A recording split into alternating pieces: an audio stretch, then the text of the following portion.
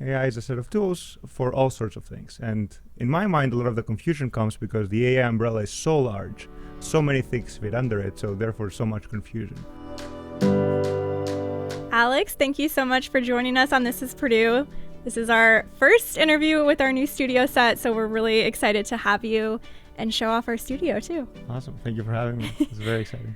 We're really excited because artificial intelligence is everywhere. It's in the news. It's a hot topic. And you're doing a lot with AI for good. So we're going to dive into that today. And again, we've heard so much about this, but there's also a lot of concern around AI, right? How do you use this technology to leverage AI to solve societal issues? You know, AI is a set of tools. Okay. AI is a set of tools for all sorts of things. And in my mind, a lot of the confusion comes because the AI umbrella is so large, so many things fit under it, so therefore so much confusion. In our application, we were trying to solve a very specific task, which is match food donations to food recipients. It's a matching problem. We were trying to automate a person. So we have very, very concrete task at hand, and we have very, very concrete tools to solve it. So tell us a little bit about your childhood. Have you always been interested in technology? You're a computer science professor and researcher. Is that something growing up that you've always loved computers and technology, or how did that start for you? That's a difficult question to answer. So my dad was a welder. Wow, okay. And later on, he had his own business of making stainless steel tanks for like wine and oil and these sort of things. So, you know, and even as a kid, like 8-10 years old, I would go and like sweep floors or whatever. So, you know, I'm kind of used to growing up with like large machinery around, so to speak. And I was just, you know, he would show me around. I would always like, you know, be curious about how things work. And, you know, I had a computer at home that I would, you know, take apart and put together because I had nothing else to do, I guess. So I was always, you know, into how things work. Kind of tinkering around with computers. Yeah, exactly. Okay. So tell us about, we talked about AI solving societal issues.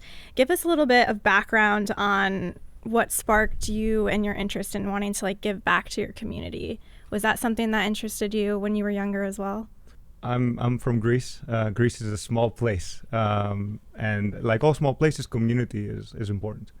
And I was part of many communities growing up. You know, my rowing community, my high school community, my college community, my family. Later on in grad school, the theory community, and so on. And you know, looking back at my life and experiences, every time I'm part of a strong community, that's when I'm the happiest. And of course, being part of a community is not just feeling supported, but also supporting others. For sure. Okay, so you're from Greece. We have to hear about your journey to Purdue and how you wanted to become a Boilermaker. How did that happen? Yeah, so in Greece, the paths are somewhat structured. Okay, so up until high school, even if you're in a small village in, you know, an island with 10 people, or you're in downtown Athens, everyone does the same books, okay? Everyone's very uniform education, right up until last year of high school, where you have to make humongous choice of where to go to college. And it's very specific. So if you pick to be a math major, you're looking at 40 math courses and nothing else. Oh, wow. Computer science major, 40 computer science courses and nothing else. You don't really get to pick inside of college. Not very well-rounded. Yes, very one street.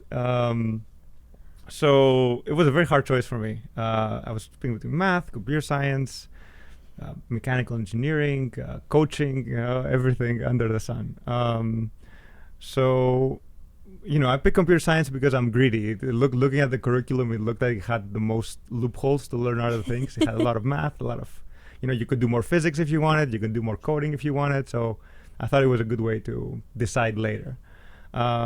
And in college, I fell in love with algorithms, really, theoretical computer science. The first course I took was phenomenal, which is a course I'm teaching this semester, by the way. Oh, wow. It's very, I always tell this to the students. And then, you know, I went to grad school. That was my first experience in the United States. I went to Berkeley.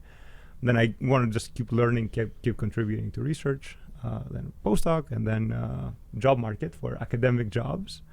And that's, you know, the first time I visited Purdue, when I was interviewing here. And it really struck me as a special place. It seemed that even though people were doing like, you know, super cool stuff and super impactful stuff, it was a sense of, you know, calmness and kind of lack of stress.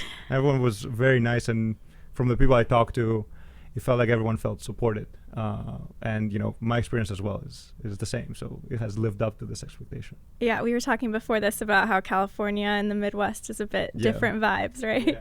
I'm glad we've given you the warm Midwest welcome here. Okay, so let's get back into AI. Let's talk about someone who doesn't know AI, doesn't know how to use it. What would you tell them? Like AI 101 for beginners. That's a great question because I can answer it with other people's words. Okay. In a sense, this topic has shown up since, ancient Greece, if you really want to be, pedantic about it. But even the beginning of computer science, this conversation has come up again and again. So, for example, Larry Tesler, famous computer science, said, AI is what has not been done yet. Which is somehow accurate. Dijkstra, another very famous computer scientist, my favorite quote of all time, which is regarding artificial intelligence, right? So you have intelligence, you have thinking. So the question of whether computers can think is the same as whether submarines can swim. Wow. So people, like to have these cute one-liners. But what is AI? AI is a set of tools, okay? A big umbrella, all sorts of things fit under it. And it's an evolving agenda. So when I was an undergrad, we talk about, spam filtering or things that, are now silly, spell checking, Sure. like, those will fit under AI, which now, because my phone does it, it doesn't seem so exciting anymore. Back then, my phone didn't do it. So it was more exciting. But what's common, typically when we talk about AI, we mean reasoning, learning, knowledge representation, language processing, all these sort of things are typically under the AI umbrella. What would you tell someone, though, who might be confused about it? Is it easy to use? Where would they start, maybe? So the reason I think things are confusing is because the umbrella is so big. Because the question is so broad when you say about AI. So let's do an analogy. There's this beautiful book by Narayan and Kapoor, okay, AI Snake Oil. And there they describe a world where every machine that can take you from place A to place B is called vehicle. So a bicycle and a car and a ship and an airplane and a rocket, they're all vehicles. So now let's try to have the discussion of if vehicles are environmentally friendly. It's a very hard discussion to have. It's impossible because we're putting all these things under one umbrella. If someone made a faster ship engine, all of a sudden you're like, why is my bicycle not going any faster, right? Like, it's very, very difficult. So I think the difficulty in the conversation comes from the umbrella being so big. So we can talk about, prediction, AI prediction. Is AI any good at predicting the future? Is AI any good at recognizing things? Like, show it a picture of a cat, can tell you it's a cat. These are two very different things. Right. So I would say where to start, just to answer your question. Start at understanding that it's not one thing. That there's categories. That's the first thing to understand. Okay. That's good. That's put it in simple terms for everyone. You talked about your passion for computer science. Purdue had the first computer science program in the U.S. How are researchers like you at Purdue using that experience to be part of this rapid evolution of AI? Yeah, so Purdue has had the first CS department, and that really put us in a good spot today. And you can see that computer science really has a big place in Purdue as a whole. So Purdue is at the forefront of all sorts of things. So there's people like me who focus on more foundational aspects, understanding things at their core. We have very, very strong people doing computer vision. So, things that have to do with images, video, that sort of thing. Robotics, we have a very, very strong robotics team. You might have Aniket Vera. That's exactly, I'm thinking of the AI dog. Security is very strong. So people trying to figure out, is AI secure? Is AI trustworthy?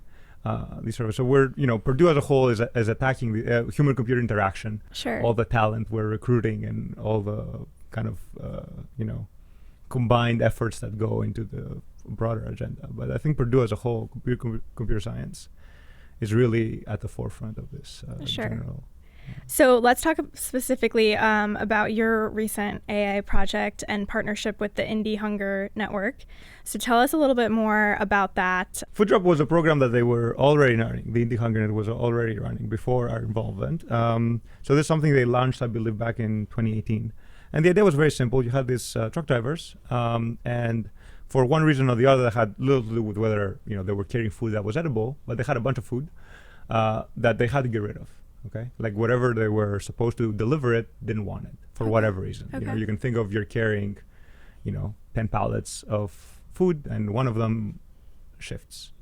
The food is fine, everything is fine, but the recipient doesn't want it anymore. So now what do you do? And the outside option is take it to a landfill, just throw it away. Sure. So FoodDrop was trying to not have this happen and match the food to food banks. So the idea was once it's automated, it would get passed on to another organization, which we have now. So this is now being, supported, and it lives under a different organization called Society of St. Andrews. But they didn't have to train anybody. They could just immediately take this on because there's nothing to do. There's nothing they need to learn. They don't, you don't need an employee who knows how these decisions are made or how to navigate the process. And in fact, a few months ago, an organization from Washington, the state of Washington, so near, I think they're south of Seattle, want to take this on. They want to run a similar program over there. They don't need to do anything.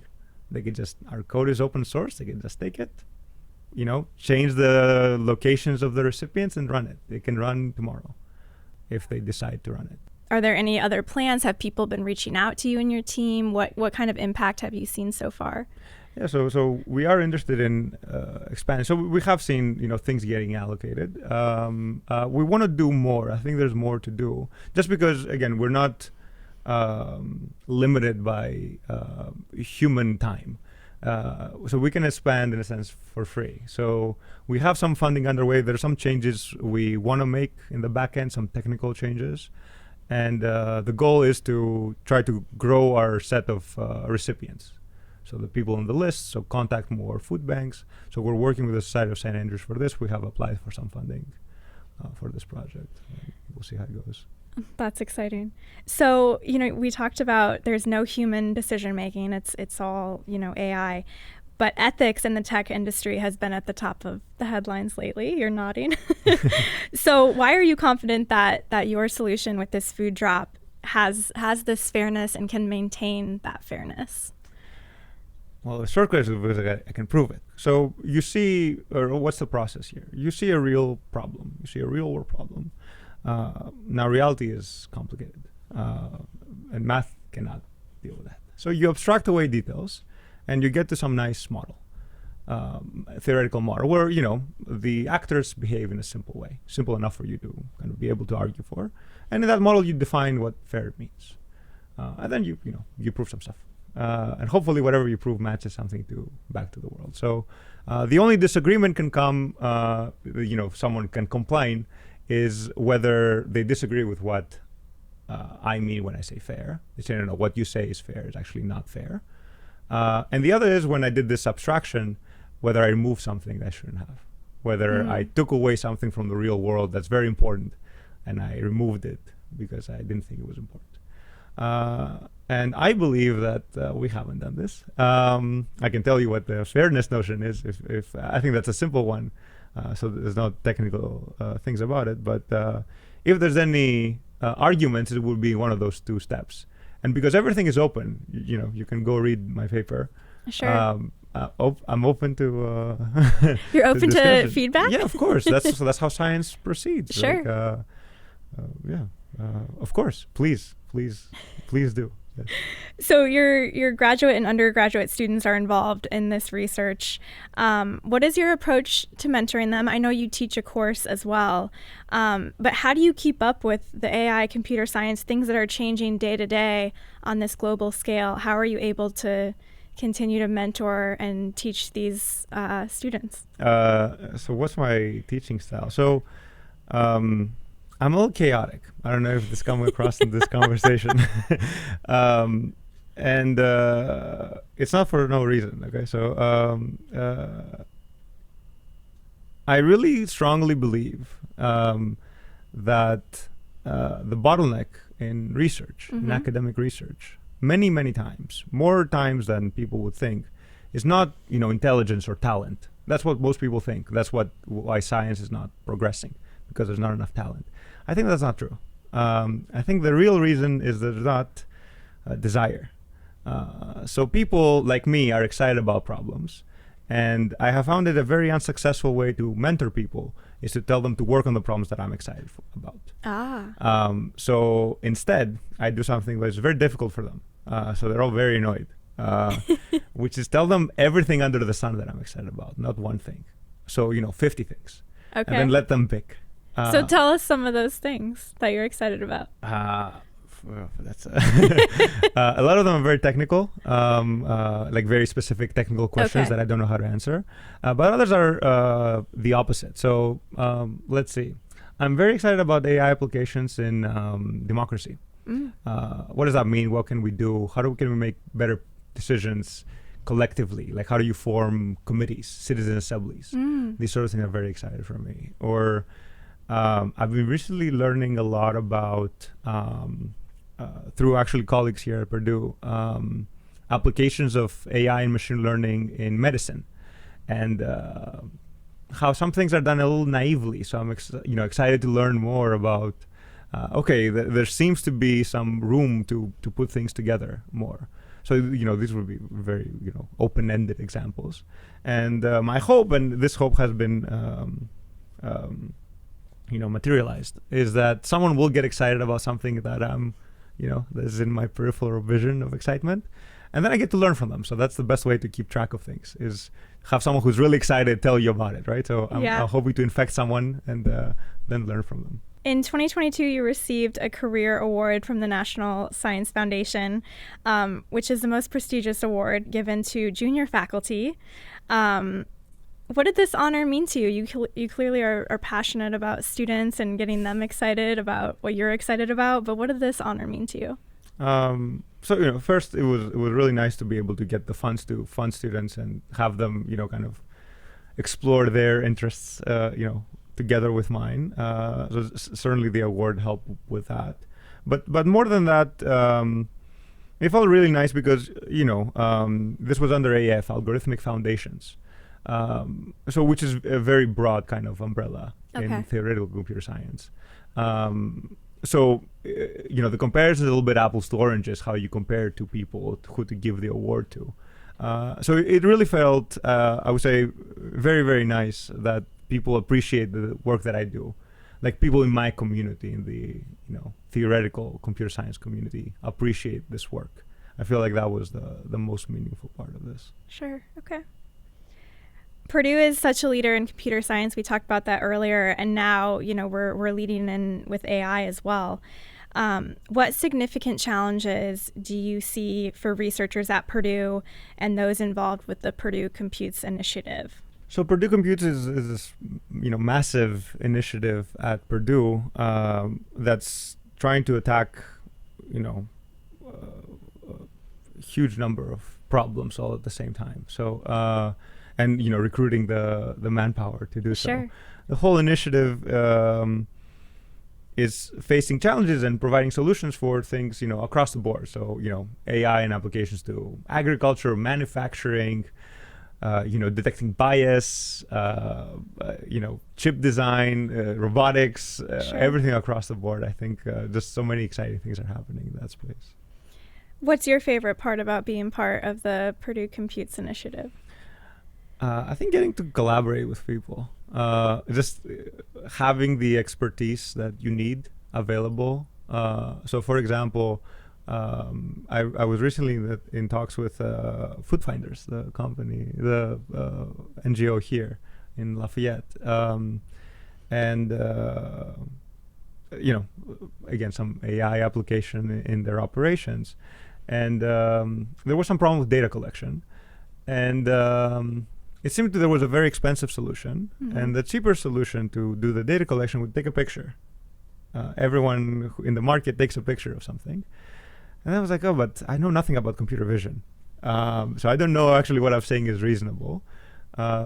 well, 2 days later now I know it's reasonable because I was talking to my colleague Raymond, who is one of the best people in the world in computer vision, and it was right there. I could just ask him.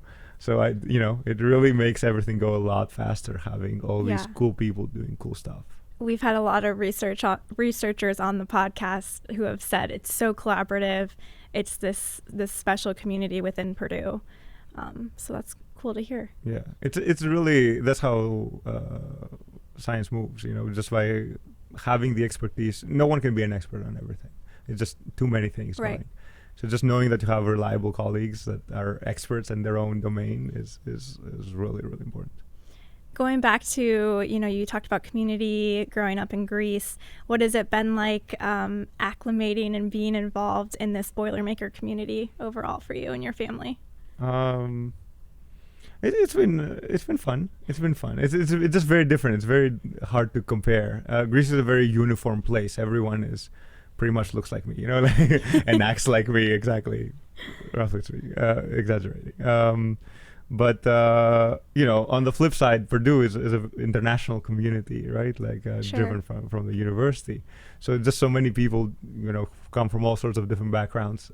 It's been really cool to be part of that. That's great. What discoveries or findings can we expect from Purdue, specifically within computer science and AI in 2025? That's a hard question to answer. So we have some of the best people in the world working on things across the board. So, foundational things, theoretical things, vision, robotics, human-computer interaction, and their applications across the board to, agriculture, medicine. I think there's a lot of cool things that will happen. So last question here. You get to see and contribute to so much amazing research at Purdue, like we talked about earlier. What do you want the world to know about the work that's happening here at Purdue? I say we're a leader in so many things. We're, people here are pushing the agenda in all sorts of things, especially, the College of Engineering and the College of Agriculture are a big part of being world leaders, but even at the College of Science, we're really a part of all the exciting things that are happening in the AI space. Well, we can't thank you enough for joining us and celebrating our new studio with us. Is there anything else I missed? Anything you want to tell our listeners? Yeah, I think regarding AI, I think, I mentioned this in the beginning, but I think the most important thing is to really go beyond the buzzwords. I would say that is a concrete message that I think is important to put out there. I think a lot of people, are somehow suspicious that AI around them is, bogus or exaggerated or just straight up false. At the same time, it seems very useful in other things. And, I think people are having a hard time articulating exactly what they mean. And it's difficult to articulate exactly what you mean. And sure. I think that the confusion and the way the confusion gets clarified is by knowing the stuff. So, be less scared and more open to learning how these things work. Because it's not going anywhere. Like our lives will become more and more algorithmic, so to speak. I love that. That's great. Be open-minded. Don't be scared to utilize AI in your general life. Yeah, it's easy for me to say because it's my job, and also it's my job to be wrong. That's most of research. Only mistakes. 1% of the time you do something good. 99% of the time you're wrong. That's fine. So I'm very used to being wrong. But that's really the worst thing that can happen. You can just be wrong, say something embarrassing, and it's fine. As long as you learn something in the end. I love that. No, that's perfect advice. Well, again, we can't thank you enough. Thank you for having me. It was great.